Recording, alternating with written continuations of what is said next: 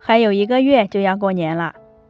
今天给大家分享一道过年必备的下酒菜，卷一卷，蒸一蒸就能上桌。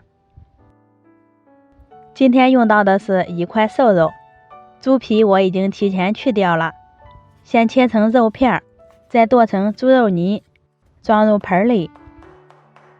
调味我用到了胡椒粉、花椒粉、鸡精、1勺生抽、1勺老抽、1勺蚝油，朝一个方向给肉馅搅拌均匀。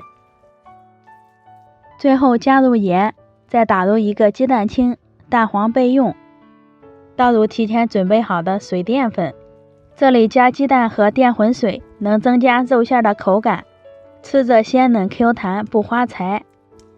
搅拌到肉馅有粘稠状，静置10分钟，让肉馅更好的入味儿。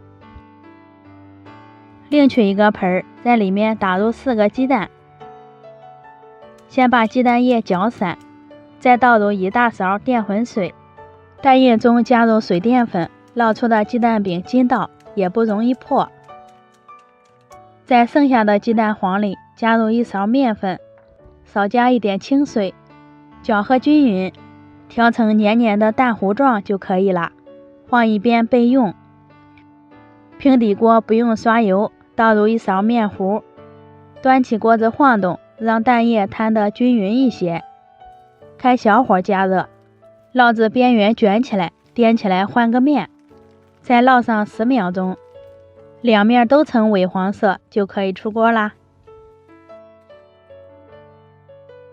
取一张鸡蛋饼，放上调好的肉馅，用铲子把肉馅均匀地涂抹开，薄厚也要一致。